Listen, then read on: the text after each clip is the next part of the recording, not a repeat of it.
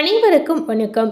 இன்னைக்கு நம்ம சேனல்ல என்ன பார்க்க போறேன்னு பார்த்தீங்கன்னா, மார்ச் 3ஆம் தேதிக்கு பிறகு மிக மிக கொடூரமான சந்திர கிரகணமானது வருகிறது. இந்த கிரகணத்துடைய தாக்கத்தால் ஒவ்வொரு ராசி நேயர்களுக்கும் அவங்க வாழ்க்கையில அற்புதமான மாற்றங்கள் கண்டிப்பா ஏற்பட போகுது அப்படின்னு சொல்லலாம்.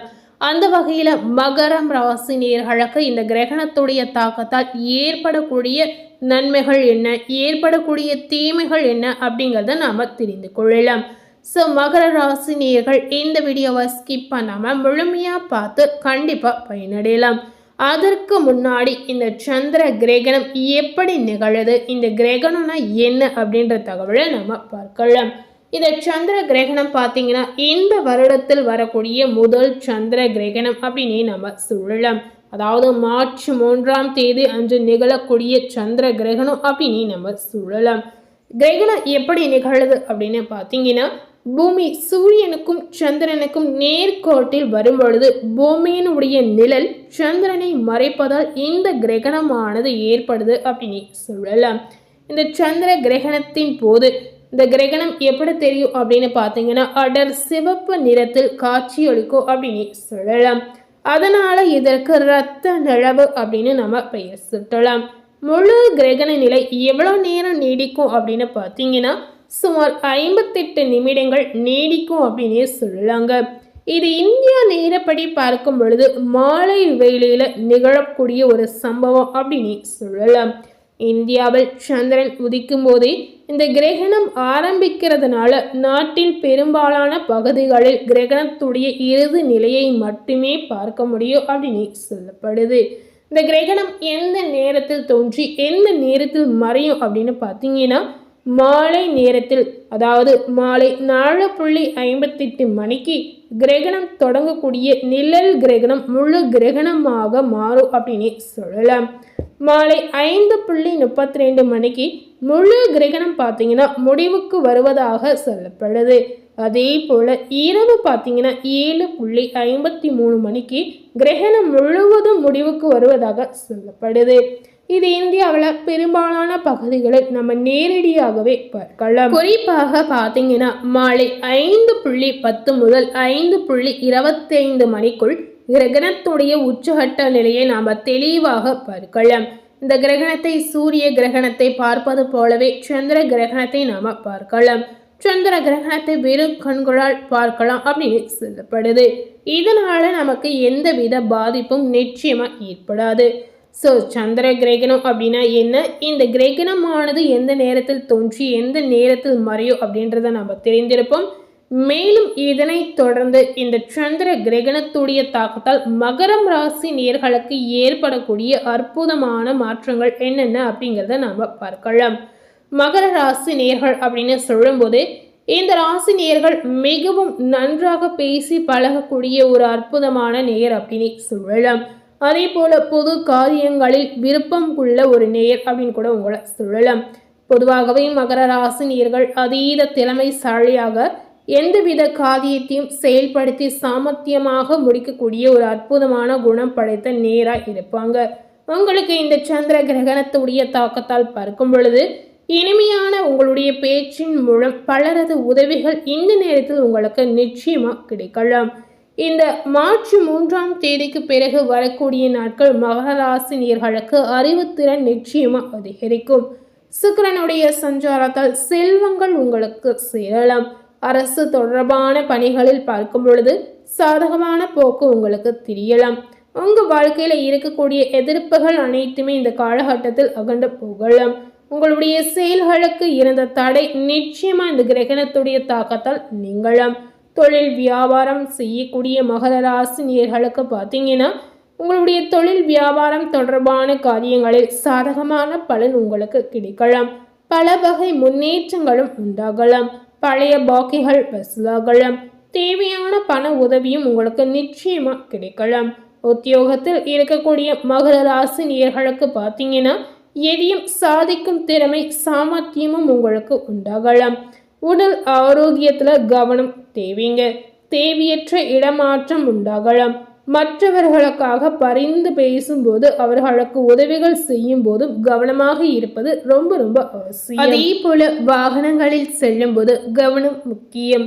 குடும்பத்தில் மகிழ்ச்சி நிலவக்கூடிய காலகட்டமாக இந்த சந்திர கிரகணத்திற்கு பிறகு வரக்கூடிய நாட்கள் உங்களுக்கு அமையலாம்.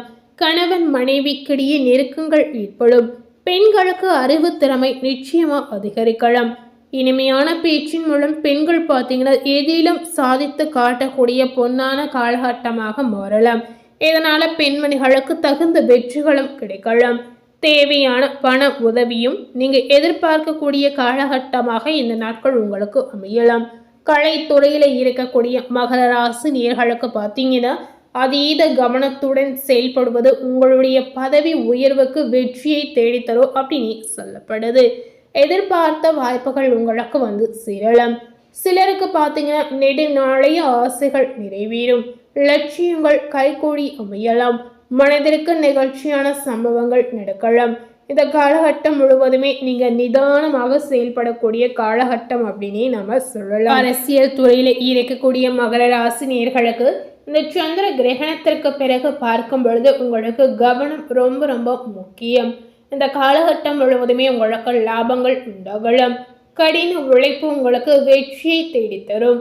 சிறு சிக்கல்கள் ஏற்பட்டு மறையலாம். கவனத்துடன் செயல்பட்டீங்கன்னா சிக்கல்களை நிச்சயமா நீங்க தவிர்க்கலாம். சின்ன சின்ன செலவுகளை சந்திக்கக்கூடிய சூழல் உங்களுக்கு ஏற்படும். உழைப்பிற்கான ஊதியம் சற்று குறைவாக கிடைக்கலாம். மன தைரியத்தால் வெற்றியை பார்க்கக்கூடிய ஒரு காலகட்டம் அப்படின்னு நம்ம சொல்லலாம். ஸோ மகர ராசி நேயர்களுக்கு இந்த சந்திர கிரகணத்திற்கு பிறகு, அதாவது மார்ச் 3ஆம் தேதிக்கு பிறகு வரக்கூடிய நாட்கள் அனைத்துமே பார்த்தீங்கன்னா உங்களுக்கு வெற்றியை தரக்கூடிய ஒரு நாட்களாக மாறலாம். இந்த நாட்கள் அனைத்துமே உங்களுக்கு தகுந்தாற்போல் பயன்படுத்திக் கொள்வது உங்களுக்கு ரொம்ப ரொம்ப அவசியம். மகர ராசியில் இருக்கக்கூடிய மாணவர்களுக்கு பார்த்தீங்கன்னா திறமையாக செயல்பட்டு பாராட்டுகள் கிடைக்கலாம். கல்வியில சிறந்த முன்னேற்றம் மாணவர்களுக்கு நிச்சயமா இந்த காலகட்டத்தில் இருக்கும் அப்படின்னு நம்ம சொல்லலாங்க.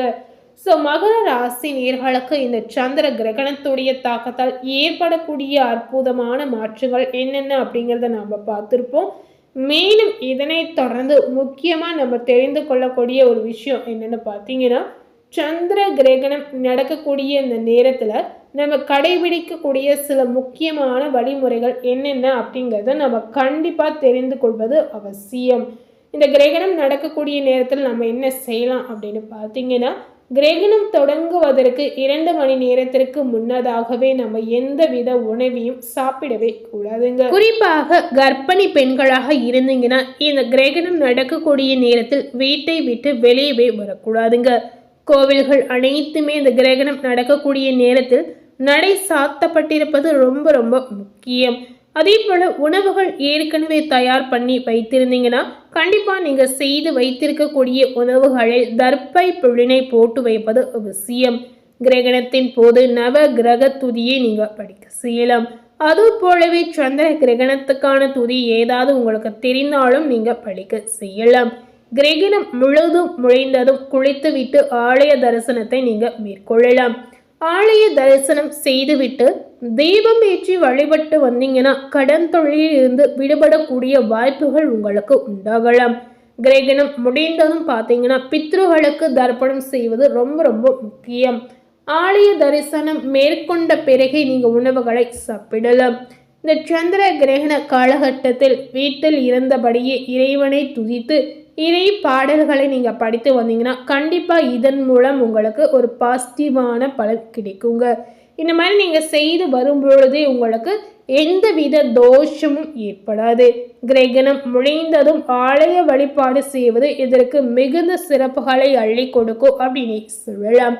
இதனால உங்களுக்கு பாசிட்டிவான பலன்கள் கிடைக்கும். பாசிட்டிவான எனர்ஜி உண்டாகலாம். இந்த கிரகணத்தால் கிரகண தோஷம் கண்டிப்பா உங்களுக்கு இதனால ஏற்படுத்தாது. ஸோ கிரகணம் நடக்கக்கூடிய நேரத்தில் கண்டிப்பா இந்த மாதிரி விஷயத்தை பின்பற்றுவது மகர ராசி நேயர்களுக்கு ரொம்ப ரொம்ப நல்லதாக இருக்கலாம். ஸோ இன்னைக்கு நம்ம சேனல்ல மகர ராசி நேயர்களுக்கு சந்திர கிரகணத்துடைய தாக்கத்தால் ஏற்பட்டிருக்கக்கூடிய அற்புதமான நிகழ்வுகள் என்னென்ன அப்படிங்கிறத நம்ம பார்த்துருப்போம். அதே போல கிரகணம் எந்த நேரத்தில் தோன்றி எந்த நேரத்தில் மறையும், இந்த கிரகணம் நடக்கக்கூடிய நேரத்தில் நம்ம பின்பற்றக்கூடிய சில முக்கியமான விஷயங்கள் என்னென்ன அப்படிங்கிறதையும் நாம் தெரிந்திருப்போம். ஸோ இந்த வீடியோவை நீங்கள் பார்த்து பயனடைந்த மாதிரி உங்கள் ஃப்ரெண்ட்ஸ் அண்ட் ஃபேமிலி பார்த்து பயனடையணும்னு நினச்சிங்கன்னா இந்த வீடியோவை உங்கள் ஃப்ரெண்ட்ஸ் அண்ட் ஃபேமிலிக்கு லைக் பண்ணி ஷேர் பண்ணுங்கள். மேலும் இது போல் ஒரு புதிய தகவலை தெரிந்து கொள்ளணும் அப்படின்னு நினைத்தீங்கன்னா மறக்காமல் நம்ம சேனலை சப்ஸ்கிரைப் பண்ணி அதே போல் பக்கத்தில் இருக்கக்கூடிய பெல் பட்டனையும் மறக்காமல் ப்ரெஸ் பண்ணிவிடுங்க. நீங்கள் சப்ஸ்கிரைப் பண்ணால் மட்டுமே நம்ம சேனலில் போடக்கூடிய எல்லா நியூ அப்டேட்டான வீடியோஸும் நீங்கள் உடனுக்குடன் பார்த்து தெரிந்து கொள்ளலாம். ஸோ மறக்காமல் சப்ஸ்கிரைப் பண்ணி மறக்காமல் பக்கத்தில் இருக்கக்கூடிய பெல் பட்டனையும் ப்ரெஸ் பண்ணிவிடுங்க. தேங்க்யூ.